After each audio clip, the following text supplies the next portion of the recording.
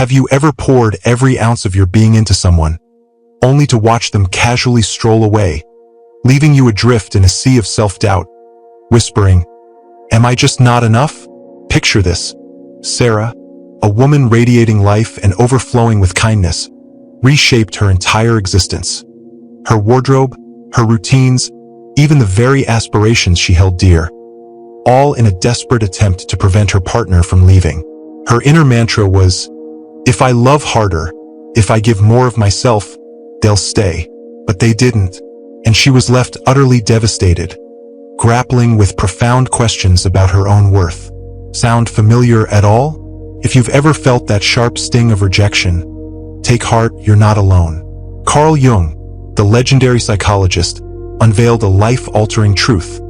The love you're desperately seeking begins with the love you cultivate within yourself.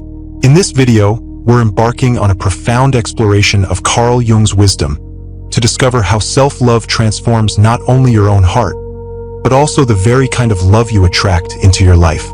From actionable steps to deeply insightful revelations, we'll delve into 6 telltale signs that you're truly ready to unlock authentic love. A love that doesn't wound, but instead heals and nurtures. Stick with us until the very end, because the secret to finding the right person isn't lurking out there somewhere. It's already residing within the depths of your own being. The trap of emotional dependency. What if the love you're chasing with such fervor is actually the very thing holding you back from true happiness? Imagine Jake, a 32-year-old graphic designer, who was convinced he'd finally found the one. He'd dedicate countless hours to crafting the perfect text message, meticulously planning thoughtful and elaborate dates, and completely reshaping his life to seamlessly fit his partner's every need. He firmly believed that if he loved deeply enough, if he sacrificed enough of himself, she would finally recognize his inherent worth and choose to stay. But time and again, the story ended with the same heartbreaking conclusion.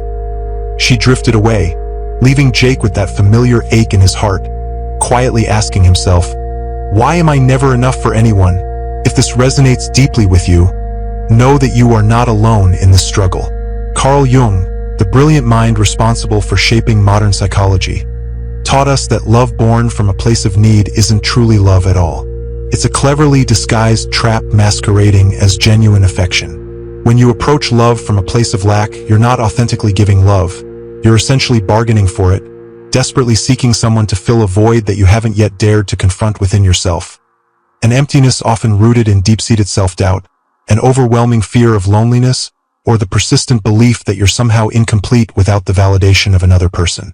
Jung termed this emotional dependency, a destructive cycle where you unwittingly hand over your own sense of worth to another individual, desperately hoping they'll somehow make you feel whole and complete. But here's the unvarnished truth. No one can shoulder that burden for you. The harder you cling to love that stems from need, the more quickly it will slip right through your fingers, like sand. Think back to Jake's story. Growing up, he witnessed his parents' marriage slowly crumble before his eyes, leaving him with an unspoken, yet deeply ingrained belief. If I'm not enough, people will inevitably leave me. So, in every single relationship he entered, he poured all of his energy into being the perfect partner, always readily available, always willing to compromise, always quick to say yes, even when it went against his own needs and desires. But instead of feeling loved and appreciated, he felt increasingly drained and depleted. His partners, sensing his underlying neediness, that invisible pressure to constantly validate him, were ultimately pushed away. Why? Because love that originates from a place of lack isn't truly free. It's a transaction, a silent and unspoken contract that essentially says, "I'll love you if you make me feel worthy of being loved." And that kind of conditional love can never truly last. The unconscious mind and the shadow. Carl Jung further explained this phenomenon through the lens of the unconscious mind. Deep within our psyches, we carry hidden wounds, painful moments from our childhoods, past heartbreaks that still sting, or societal messages that have subtly convinced us that we're somehow not enough unless someone else chooses to love us. These deeply buried wounds shape what Jung referred to as our shadow, the hidden aspects of ourselves that we're often too afraid to acknowledge or confront. When you haven't faced your own shadow, it inevitably controls you, often subconsciously. It pulls you toward relationships that mirror your deepest insecurities, causing you to repeat the same painful patterns over and over again. Ever wonder why you consistently attract the same type of person? The one who makes you feel constantly anxious, insignificant, or like you're perpetually chasing after their approval. That's not merely bad luck. That's your unconscious wound playing out on repeat, until you finally wake up and choose to confront it head-on. Let's consider another example. Mia, a 28-year-old teacher, consistently fell for partners who initially seemed absolutely perfect. Charming, confident, the kind of person who effortlessly lit up any room they entered. But all too soon, she'd find herself obsessively overanalyzing every text message, anxiously waiting hours for a reply, and feeling like she was constantly walking on eggshells in an attempt to keep them happy. Each subsequent relationship left her feeling even more exhausted and depleted than the last, further solidifying her belief that she was somehow inherently unlovable. She'd often ask herself, "Why do I always end up loving more than the other person? Why do I always end up getting hurt?" The answer lies within Carl Jung's profound wisdom. You don't attract what you want, you attract what you are. Mia's unconscious belief that she had to constantly earn love drew her to people who triggered that very same insecurity, effectively keeping her trapped in a vicious cycle of emotional dependency. So, what exactly is the key difference between genuine love and dependency? True love stems from a place of freedom, a place where you give freely and unconditionally, without expecting anything in return, and without seeking to fill some gaping void within yourself. Dependency, on the other hand, is essentially love's shadow side. It's when you cling to someone desperately, not because you genuinely cherish them as an individual, but because you're overwhelmingly afraid of the emptiness they'd leave behind if they were to leave. It's compulsively checking your phone, obsessively hoping their message will somehow quiet your doubts and anxieties. It's saying, "I'm fine," when you're actually crumbling inside. It's altering who you are at your core to fit their mold, all because you desperately believe that their love will somehow make you enough. But here's the crucial wake-up call. No one can ever truly make you feel enough, except for yourself. Jung described this as identification with the wound. When you haven't healed the parts of yourself that feel inherently unworthy, you'll inevitably seek someone else to carry that pain for you. You essentially hand them the keys to your own self-worth, desperately hoping they'll unlock the confidence you've buried deep within. But no one can hold those keys forever. They'll inevitably stumble, they'll eventually leave, or they'll ultimately disappoint you. Not because they're inherently cruel or malicious, but simply because they're human and fallible. And when they do, you're left with the very same void you started with, only now it feels even deeper and more profound. Breaking the cycle, here's a question to pause and genuinely reflect on. When you express love, are you giving freely and unconditionally, or are you subconsciously seeking something in return? Be brutally honest with yourself. Do you find yourself bending over backward to please someone, often at the expense of your own needs and boundaries? Do you experience a sharp pang of panic and anxiety when they don't respond in the way you were hoping for? If you're nodding along, that's perfectly okay. It's simply a sign that you're ready to finally break free from this destructive cycle. The good news is, you can shift this. Carl Jung firmly believed that awareness served as the inaugural step toward true freedom. By acknowledging that your deep-seated need for love often stems from a sense of personal lack, you can begin the empowering process of rewriting your life's narrative. Rather than perpetually seeking an external source to fill an internal void, you can embark on a journey to cultivate self-sufficiency and inner fulfillment. This doesn't necessitate achieving some unattainable ideal of perfection or completely dismissing the need for companionship. Instead, it involves constructing a robust foundation of self-worth, one so unshakable that love transforms from a desperate crutch into a conscious choice, freely given and received. Take a contemplative moment today to keenly observe a specific instance where you actively seek validation from an external source. Perhaps it manifests as anxiously awaiting a text message, offering apologies when unwarranted, or subtly dimming your own radiant qualities to accommodate another's comfort. Simply acknowledge the behavior. That very act of conscious recognition is the crucial first step toward cultivating the capacity to love from a place of wholeness, a place of inner peace and self-acceptance. The power of projection. Have you ever experienced the dizzying sensation of falling head over heels for someone, utterly convinced they were the one, only to later confront the jarring reality that they were not at all who you initially perceived? It's akin to awakening abruptly from a vivid dream, left bewildered and questioning how your judgment could have been so profoundly skewed. This isn't merely a random misstep in judgment. It's a manifestation of what Carl Jung termed projection, a potent and often unrecognized force within the unconscious mind that profoundly shapes our romantic inclinations and the underlying reasons behind them. Let's delve into the intricate mechanics of projection, explore why it so often ensnares us in unsuitable or ultimately unsatisfying relationships, and, most importantly, uncover the pathways to break free from its grip, allowing us to perceive individuals authentically for who they truly are.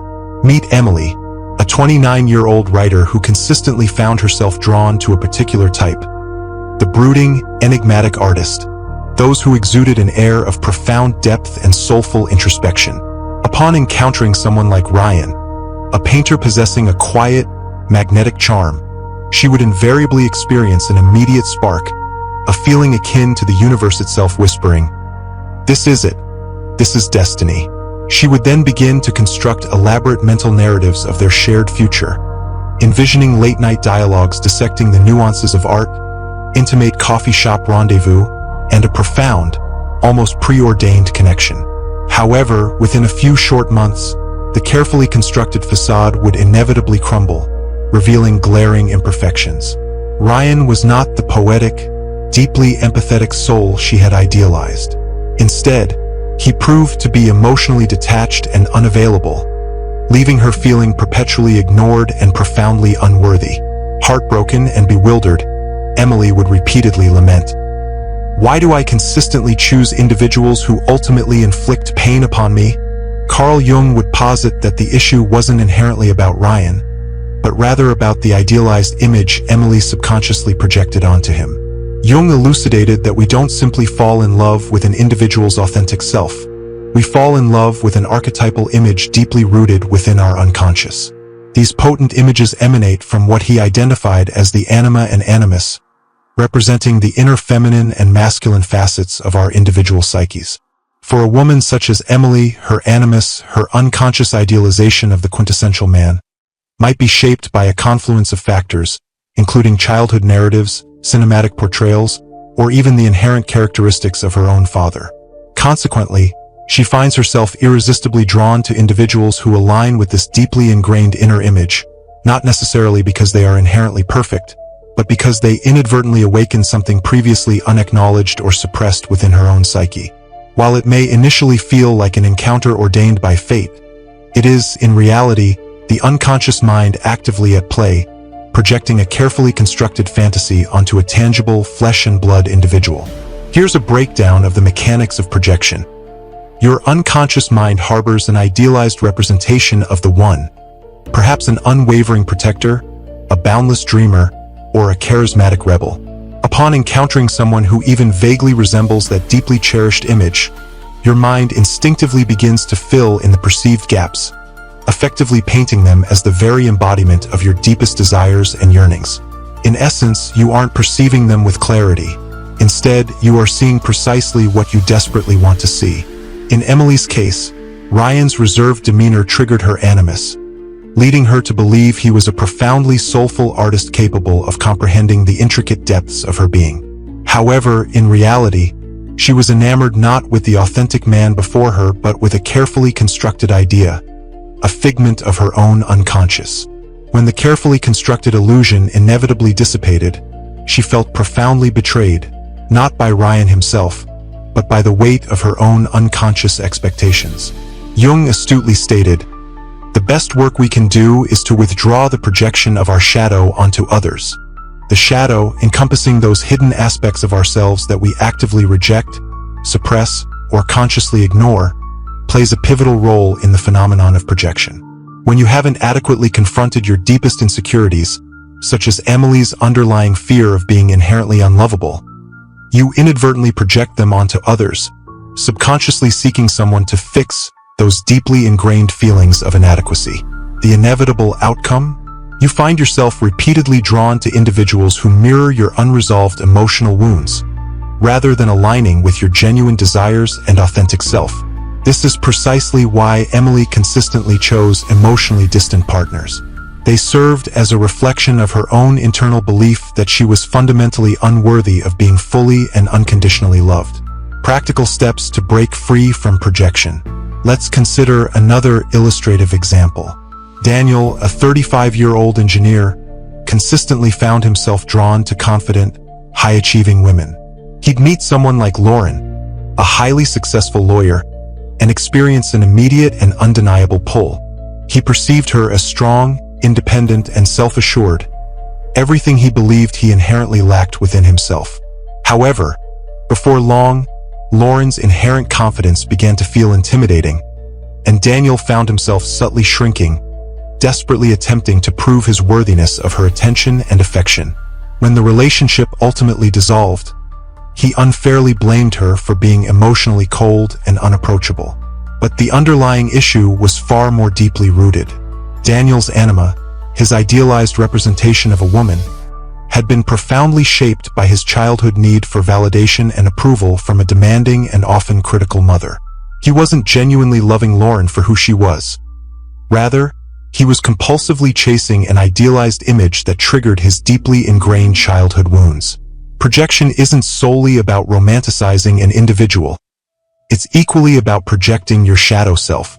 If you harbor feelings of unworthiness, you might be subconsciously drawn to individuals who inadvertently reinforce those feelings, thereby perpetuating that deeply ingrained belief. Jung referred to this phenomenon as the unconscious script, a recurring pattern that continues to manifest until you consciously bring it into the light of awareness. Ever notice how the same relational struggles seem to resurface repeatedly, albeit with different faces and superficial circumstances? That's your unconscious mind actively steering you toward individuals who reflect the very aspects you haven't yet healed or integrated within yourself. So, how do you effectively break free from the insidious grip of projection? It begins with cultivating profound self-awareness. Jung firmly believed that by illuminating the hidden recesses of your unconscious mind, you gain the capacity to perceive individuals authentically, for who they truly are, rather than clinging to the distorted lens of your own projections. Take a contemplative moment to reflect.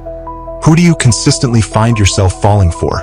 Is it the fixer-upper you subconsciously believe you can save? The charismatic dreamer who consistently seems just beyond your grasp? Write down the specific traits that consistently draw you in, and then honestly ask yourself, do these traits reflect something I fundamentally feel I lack within myself? For Emily, it was a sense of profound depth and unbridled creativity. For Daniel, it was unwavering confidence. These deeply ingrained attractions weren't random occurrences. Rather, they served as mirrors, reflecting the underlying voids within their own psyches. Here's a practical exercise to implement. Next time you experience that initial spark of attraction with someone new, consciously pause instead of impulsively diving in headfirst. Ask yourself, am I perceiving this individual with clarity and objectivity, or am I inadvertently filling in the blanks with my own preconceived narrative and expectations? Journal about the specific qualities that draw you to them. Are you genuinely attracted to their inherent kindness and empathy, or are you subconsciously hoping they will somehow make you feel inherently more secure and validated? This seemingly simple act of questioning can use instead of impulsively diving in headfirst. Ask yourself, am I perceiving this individual with clarity and objectivity, or am I inadvertently filling in the blanks with my own preconceived narrative and expectations? Journal about the specific qualities that draw you to them. Are you genuinely attracted to their inherent kindness and empathy, or are you subconsciously hoping they will somehow make you feel inherently more secure and validated? This seemingly simple act of questioning can pull you out of the projection trap, helping you see the person as they are, not as your unconscious wants them to be. Another way to break the cycle is to reclaim your projections. Carl Jung taught that the qualities you admire or despise in others often reflect parts of yourself you've ignored. If you're drawn to someone's confidence, like Daniel was, ask, how can I cultivate that confidence in myself? If you're chasing a dreamer like Emily, explore your own creativity. By integrating these qualities, you stop seeking them in others and start building a fuller version of yourself. The energy of lack. Have you ever felt your heart race when someone doesn't text back, or found yourself obsessively checking their social media, hoping for a sign they still care? That knot in your stomach, that restless need for reassurance. It's not just love. It's what Carl Jung called the energy of lack, a silent force that pushes true love away, no matter how hard you try to hold on. Let's uncover how this invisible energy shapes your relationships, why it drives people away, and how to shift it to attract the authentic love you deserve. Picture Lisa, a 34-year-old marketing manager who thought she was in love. She'd met Tom, a charming coworker who seemed perfect, funny, attentive, everything she dreamed of. But soon, Lisa found herself overanalyzing every interaction. If Tom took too long to reply, she'd spiral, wondering if he was losing interest. She'd check his Instagram stories, reread their chats, and even ask mutual friends if he'd mentioned her. The more she clung, the more distant Tom became, until he finally pulled away, leaving Lisa devastated. What did I do wrong? She asked herself. The answer lies in Carl Jung's insight. You don't attract what you want. You attract the energy you emit. Jung taught that your unconscious energy, the invisible frequency of your thoughts, fears, and beliefs, shapes the people and experiences you draw into your life. When you carry an energy of lack rooted in the fear that you're not enough, you radiate neediness. It's not something you say out loud. It's in the way you wait too eagerly for a response, stay silent to avoid conflict, or mold yourself to fit someone else's expectations. This energy creates a subtle pressure that others can feel, even if they can't name it. It's like an invisible weight pushing them away because no one can sustain the role of filling your inner void. The energy of lack comes from unhealed wounds. Maybe a childhood where you felt unseen, a past relationship that left you questioning your worth, or a belief that you need someone else to feel complete. Jung called this the unintegrated shadow, the parts of yourself you've buried because they feel too painful to face. When you haven't confronted these wounds, they manifest as neediness, a desperate craving for validation that seeps into every interaction. For Lisa, her fear of abandonment, rooted in a distant relationship with her father, made her cling to Tom, hoping he'd prove she was lovable. But that neediness became a barrier, making Tom feel trapped rather than cherished. Here's another story. Michael, a 27-year-old musician, always prided himself on being a giver in relationships. He'd go out of his way to make his partners happy, writing songs for them, planning surprises, always being the one to say, "I'm sorry," first. But deep down, Michael was terrified of being alone. Every gesture, every sacrifice, was a plea. "Please don't leave me." His partners sensed this, and over time, they pulled back, feeling overwhelmed by the unspoken expectation to validate his worth.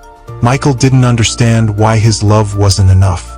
But Jung would point to the energy of lack, a frequency of fear that repels connection, no matter how genuine your intentions. Jung said, "You don't control what you're not aware of. Controls you." The energy of lack is sneaky because it hides in everyday behaviors. It's in the way you overthink a single word in a text or feel a pang of anxiety when someone's tone shifts. It's staying in a relationship that doesn't serve you just because you're scared of being alone. It's pretending you're fine when you're crumbling, all to keep someone close. These actions aren't love. They're cries for reassurance. And they push people away because they sense the weight of your expectations. As Jung put it, where there is desire, there is bondage. When you love from a place of need, you're not free, and neither is your partner. Shifting your energy. So, how do you shift this energy? It starts with awareness. Jung believed that bringing your unconscious patterns to light is the first step to transformation. Pause and ask yourself, what energy am I putting out when I love? Do you feel calm and secure? Or are you constantly seeking proof that you're enough? Here's a practical step to start. For one day, notice when you're seeking validation. Maybe it's checking your phone too often, apologizing unnecessarily, or changing your plans to please someone. Don't judge yourself. Just observe. Write it down in a journal. Today, I noticed I texted first because I was scared they'd forget me. This simple act of awareness begins to loosen the grip of the energy of lack, helping you see how it shapes your relationships. Next, practice letting go of control. The energy of lack thrives on the need to control outcomes, making sure someone texts, stays, or loves you back. Instead, try this. The next time you feel the urge to check in or seek reassurance, pause. Take a deep breath and remind yourself, my worth doesn't depend on their response. Let the moment pass without acting on it. This small act of restraint builds inner peace, shifting your energy from neediness to confidence. Another powerful step is to nurture your own energy. Jung emphasized that the authentic self, the version of you that's whole and free, radiates a magnetic energy that draws healthy love. Spend time doing things that make you feel truly alive, whether it's the simple joy of painting, the invigorating challenge of hiking, or the soulful escape of reading a book that ignites your inner fire. Picture Lisa, for example, rediscovering her profound love for yoga, finding herself feeling deeply grounded. Or consider Michael, immersed in playing music purely for his own enjoyment, not seeking applause from an audience. These acts aren't selfish indulgences. They are the very bedrock upon which you build a foundation of unwavering self-love, a love that fundamentally changes the energy you radiate outward. As you transition from a sense of lack to a feeling of wholeness, something truly incredible begins to unfold. You cease repelling love and instead, you start effortlessly attracting it. People find themselves drawn to your inherent calm, your genuine authenticity, and your remarkable ability to love without clinging or demanding. You're no longer begging for love's attention. You're confidently inviting it into your life. The journey of individuation. What if the real secret to finding true, lasting love isn't about endlessly searching for the elusive, perfect person, but rather about embarking on a journey to become the most authentic and complete version of yourself? Carl Jung eloquently termed this transformative process individuation, a profound journey of self-discovery aimed at integrating every facet of who you are. Your inherent strengths, your perceived flaws, your radiant light, and your hidden shadow. By wholeheartedly embracing your authentic self, you will inevitably attract relationships that mirror your wholeness, not simply reflect your deepest wounds. Imagine Anna, a 38-year-old nurse who has spent years navigating relationships that consistently left her feeling empty and unfulfilled. She had always taken on the role of the fixer, consistently choosing partners who seemed to desperately need saving, naively hoping that her unwavering love would somehow make them whole. But each and every time, she ended up feeling utterly drained, constantly wondering why she kept choosing people who seemed incapable of loving her back in the same way. Growing up, Anna's parents were emotionally unavailable, unintentionally instilling in her a deeply ingrained, almost silent belief: I'm only truly valuable if I'm needed by someone. This deeply rooted belief drove her to relentlessly sacrifice her own needs and desires, firmly believing that love meant giving everything she had until she had absolutely nothing left to give. But Jung would argue that Anna wasn't loving from her true, authentic self. She was, in fact, loving from a place of deep wounding, trapped in a destructive cycle of emotional dependency. Jung described individuation as the lifelong process of becoming wholly and completely yourself, not merely a version carefully shaped by the expectations of others or by your own unhealed pain and trauma. It's certainly not about striving for some unattainable ideal of perfection or cutting yourself off entirely from meaningful connections with others. It's about bravely facing every single part of who you are, the parts you instinctively love and the parts you've consciously buried deep down inside, and skillfully weaving them together into a unified, authentic whole. When you haven't yet individuated, you often seek love to fill the perceived gaps in your identity. You desperately look for someone to complete you, to validate you, to make you finally feel like you are enough. But as Jung's profound truth makes abundantly clear, no one can truly complete you until you first complete yourself. For Anna, individuation meant bravely facing her deepest fear of being unneeded by anyone. She had to summon the courage to ask herself some incredibly hard questions. Why do I instinctively feel worthless unless I'm actively saving someone? Why do I consistently stay in relationships that ultimately dim my own inner light? These difficult questions led her to a painful but ultimately liberating realization. Her intense need to be needed was, in reality, a deeply ingrained defense mechanism, a subconscious way to avoid the profound loneliness she had felt so acutely as a child. By courageously confronting this deep wound, Anna began to reclaim her own intrinsic worth, not through the fleeting approval of others, but through her own unwavering self-acceptance. Let's shift our focus to another story. For Mark, a 31-year-old teacher, always felt like he was constantly performing in relationships. He'd habitually mold himself to perfectly fit his partner's ideals, being funnier, quieter, or more ambitious, because he secretly feared that his real, authentic self simply wasn't enough. Growing up with a highly critical father, for Mark learned to carefully hide his vulnerabilities in order to avoid rejection, but this ultimately left him feeling disconnected from his true self, perpetually chasing after love by pretending to be someone he wasn't. When his last relationship abruptly ended, he felt utterly lost and adrift, desperately asking himself, "Who exactly am I without someone else to define me?" Jung would likely say for Mark was living through a false ego, a carefully constructed mask created purely to survive, not to truly thrive. Individuation inherently requires the courage to painstakingly peel away that mask, layer by layer.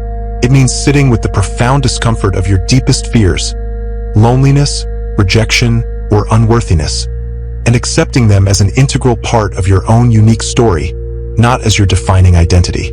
For Mark, it meant rediscovering his long-abandoned love for writing poetry, something he'd shamefully abandoned because his father had dismissively called it weak. By wholeheartedly embracing this long-neglected part of himself, for Mark began to genuinely feel whole. Not because someone else finally loved him, but because he was finally, truly loving himself.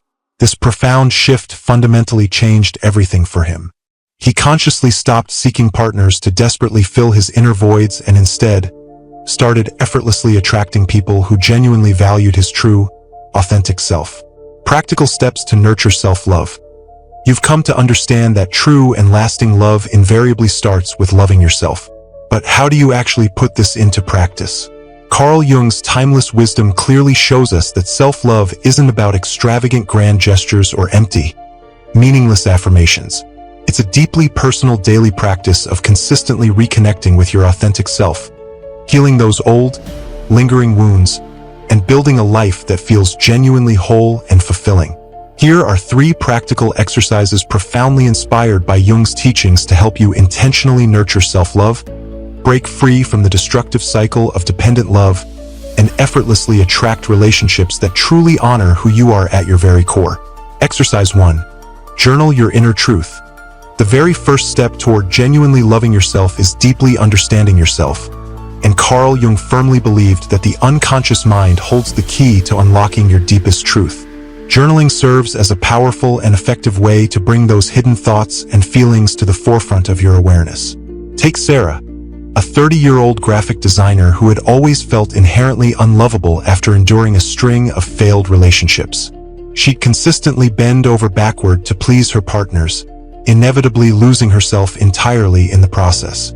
One day, she decided to start journaling, diligently writing down whatever spontaneously came to mind.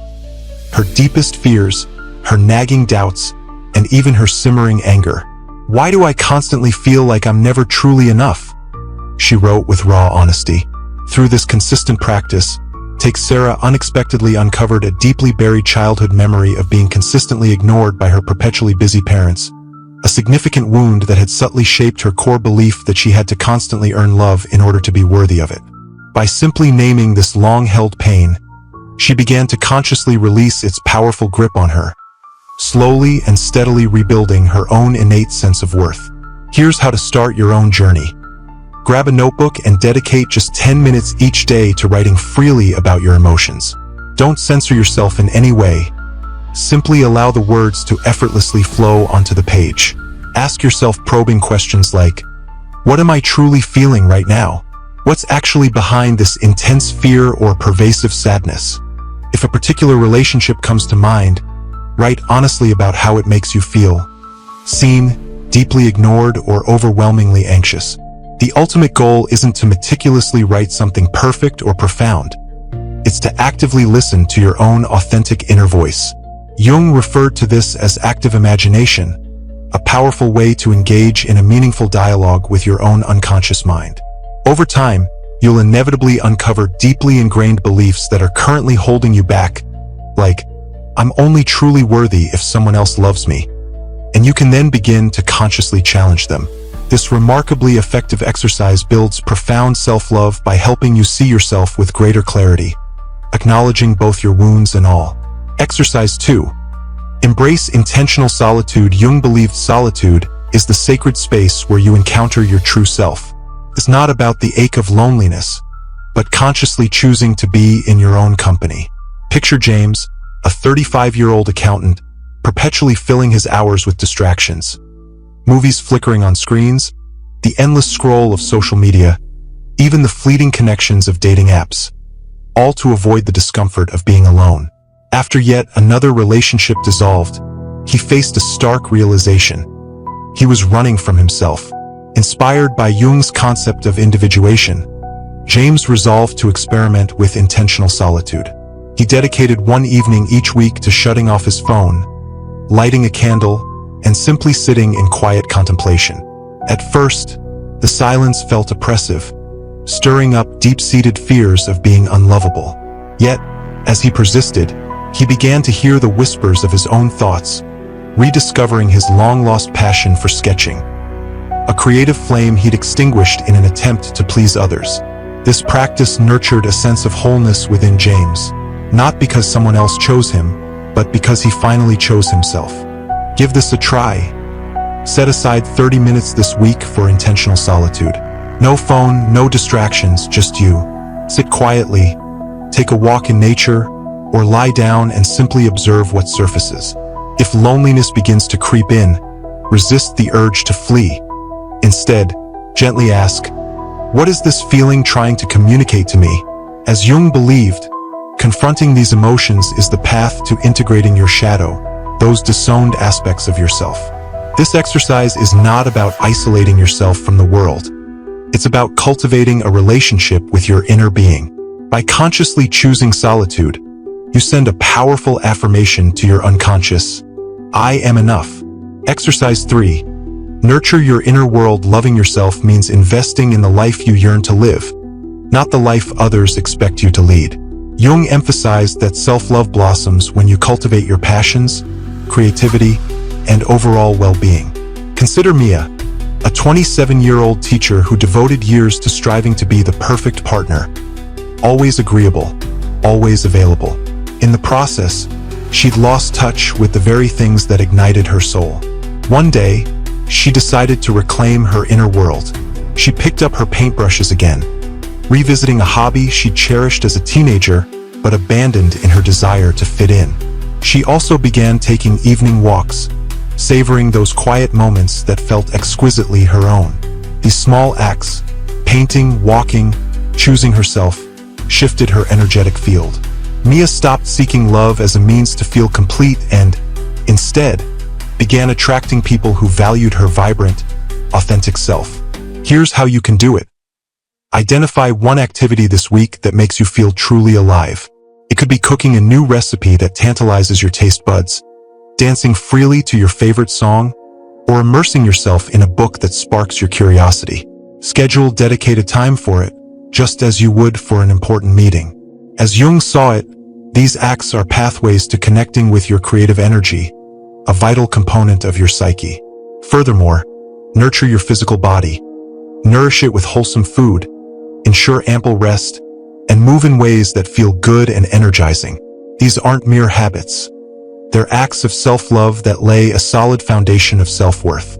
When you invest in your inner world, you radiate a magnetic energy that draws true love, the kind of love that celebrates you, not completes you. The transformation of self-love. These exercises, journaling, embracing solitude, and nurturing your inner world, are deceptively simple yet profoundly transformative. They work synergistically to help you integrate your shadow, heal old emotional wounds, and construct a life that feels whole and authentic. Carl Jung's wisdom reminds us that self-love is not a destination to be reached. It's an ongoing practice, a journey of self-discovery. Each intentional step you take brings you closer to your true self, making you a beacon for relationships that mirror your inherent worth. As you integrate these practices into your life, you'll begin to notice a subtle yet significant shift. You'll cease chasing love to fill an inner void and instead begin inviting it from a place of inner fullness and contentment. Reflect on which of these exercises resonates most deeply with you. Journaling your inner truth, embracing the serenity of solitude, or nurturing your passions and creative spark. Choose one exercise and experiment with it today. Perhaps write a few heartfelt sentences in your journal.